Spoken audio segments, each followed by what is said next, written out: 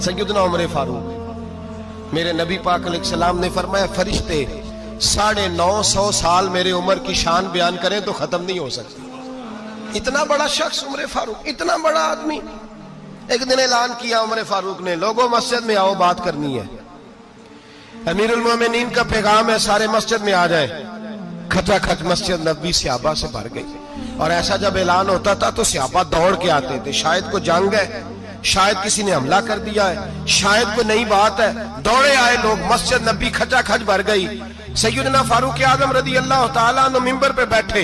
Hazrat Abdurrahman Ibn of रदी अल्लाह तआला अन्हु फरमाते हैं कि सहाबा तजस्सुस के देख रहे हैं कि पता नहीं किसी तरफ से पैगाम नहीं आ गया, कोई काफिर हमला नहीं करने लगा, अल्लाह जाने क्या हुआ है, बड़ी परेशानी है। उमर बैठे, अल्लाह की हम्द की, नबी पाक सल्लल्लाहु अलैहि वसल्लम पर दुरूद पढ़ा। और फिर उमर फारूक बोले, फरमाने लगे, मैं जब मक्के में रहता था ना तो कभी घर में कहत आ जाता था, कभी कहत आता था घर में, बकरियों के दूध खुश्क हो जाते थे, गंदम नहीं मिलती थी, पानी नहीं होता था। तो फरमाया मेरी अम्मा मुझे खाला के घर भेज देती थी। कबीला बनु मखजूम, उस कबीले में मेरी खाला की शादी हुई थी तो वो मालदार लोग थे, उनके पास ज्यादा बकरियां, ज्यादा ऊंट, ज्यादा गायें, ज्यादा खेत थे। हजरत उमर फारूक फरमाने लगे, मैं उनके घर जाता तो मेरे खालू समझ जाते कि उमर को इसलिए भेजा गया है कि कहत आ गया है। फरमाते हैं वो मुझे सवेरे बकरियां चराने ले जाते, शाम तक मैं उनकी बकरियां चराता। अमीरुल मोमिनीन उमर, एक तरफ मसला यह है कि कैसर और किसरा की दीवारें हिल रही हैं उमर के नारों से, और इधर उमर मिंबर पे बैठ के खुतबे दे रहे हैं। फरमाते हैं मैं बकरियां चराता, शाम तक खाला के घर जाके मजदूरी करता, और फरमाते हैं शाम होती तो एक मुट्ठी किशमिश मुझे देते वो। आप फरमाते हैं मैं बड़े कद वाला था, एक मुट्ठी किशमिश मिलती है, कभी एक मुट्ठी खजूरें, मैं शाम को खा के सो जाता। कई महीने यूं ही गुजरते तो मेरी अम्मा का पैगाम आता कि हालात सही हो गया, मेरे बेटे को भेज दो। ये बात कही, हजरत उमर रोने लगे और फिर कहने लगे, अब वो वक्त आया है कि लोग मुझे अमीरुल मोमिनीन उमर कह के पुकारते हैं। बस ये दो बातें की। उमर ने कहा चलो जोहर का वक्त हो गया, अजान पढ़ो, उठो नमाज पढ़े, उठो। अजान हुई, इकामत हुई, जनाबे उमर ने नमाज पढ़ाई, लोग चले गए तो सैयदना अब्दुर्रहमान इब्ने औफ दयराना था जनाबे उमर से, बाजू पकड़ के कहने लगे, उमर सियाना बंदा यार तू ये दो बातें सुनाने के लिए इतना मजमा इकट्ठा किया था, ये दो बातें कहने के लिए कि मैं खाला के घर जाके मजदूरी करता था तो एक मुट्ठी किशमिश मिलती थी, एक मुट्ठी खजूरें, ये कहने के लिए कि मैं बकरियां चराया करता था। तो हजरत उमर फारूक रदी अल्लाह तआला अन्हु फिर रोए, फिर आंखों में आंसू आए। कहने लगे, अब्दुर्रहमान आज ना मिस्र शाम से कुछ लोग आए थे और वो बता रहे थे कि उमर तेरा डंका वहां भी बड़ा बजता है।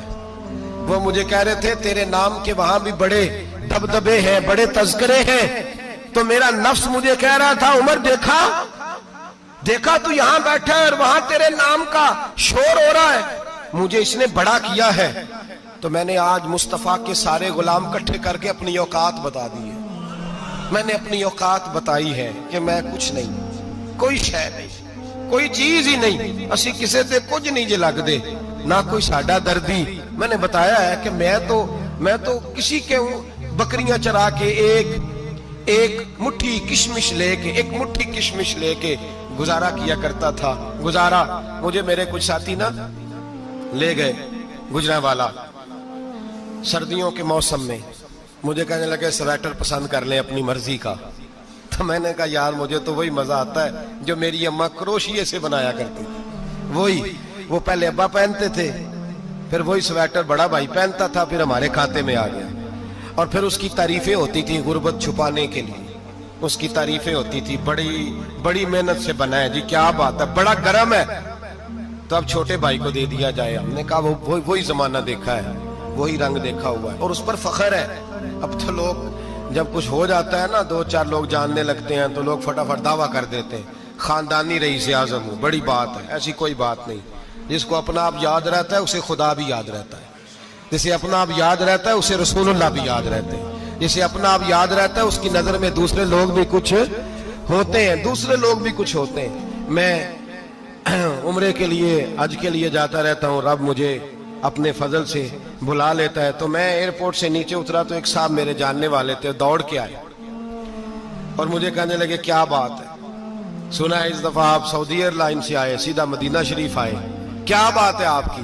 اور میں نے کہا صاحب چھوڑ دیں, میں بھی جب پہلی دفعہ آیا تھا تو میں بھی بڑا گھور گھور کے ایئرپورٹ دیکھتا تھا, میں نے کبھی دیکھا جو نہیں تھا, میں بڑا گھور گھور کے دیکھتا تھا, کوئی ایسی بات نہیں ہے, یہ نظام قدرت ہے, بادشاہ کے فیصلے ہیں, وہ جب چاہتا ہے جس طرح کے چاہتا ہے فیصلے فرما لیتا ہے, تو یہ اس کے فیصلوں کی بات ہے. ہم لوگ نا جس حیثیت پہ ہوتے ہیں وہیں رہ جاتے ہیں, پچھلی بات بھول جاتے ہیں, اس لیے ہم چاہتے ہیں جو بھی ہمیں ملے جھک کے ملے, جو بھی آئے, اور یہ میرا آپ کا سب کا مشترکہ معاملہ ہے. میرے نبی پاک صلی اللہ تعالی علیہ وسلم نے صحابہ سے پوچھا تمہیں بتاؤں جنت کے بادشاہ کون ہوں گے؟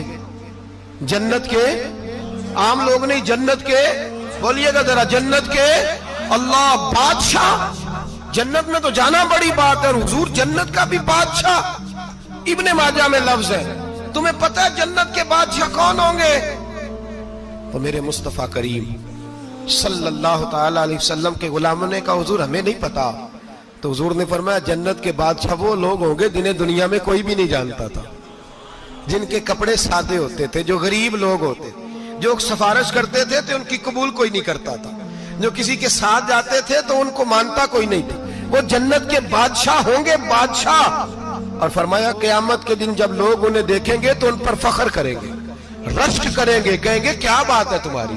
یہاں تو شوق ہی بڑا ہے, غریبوں نے بھی پوسٹر بنائے ہوئے ہیں, ڈاکوؤں, لٹیروں, چوروں کی تصویروں کے ساتھ لگوائے ہوئے, اپنے آپ کو بڑا کرنے کے لیے. عاجزی اختیار کریں, عاجزی اختیار کریں, اپنے آپ کو مٹانے کی کوشش کریں. رب کریم کے بندے آگے بڑھ بڑھ کے اپنا آپ دکھاتے نہیں, بڑا شوق ہے, پہلے فوٹو کھچا لو, باقی باتیں بعد میں ہوں گی, پہلے ویڈیو بنا لو, باقی کچھ اور بعد میں ہوگا.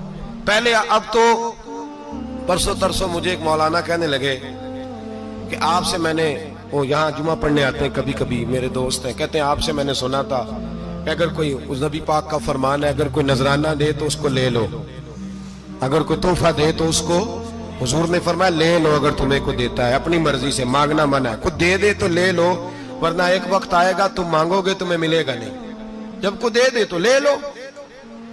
کہنے لگے آپ نے کہا تھا کو دے دے, تو اس وقت سے میں, کوئی سوٹ دیتا ہے مجھے میری مسجد کا نمازی تو میں لے لیتا ہوں, کوئی مجھے کوئی اور شے دیتا ہے تو میں آپ سے سن کے, تو اگر میری مسجد کا نمازی سوٹ پکڑاتے ساتھ فوٹو بھی کھینچے تو پھر میرے لیے کیا حکم ہے, وہ خوشبو کی ڈبی دیتے ہوئے ساتھ فوٹو بھی کھینچے, پھر میرے لیے کیا حکم ہے.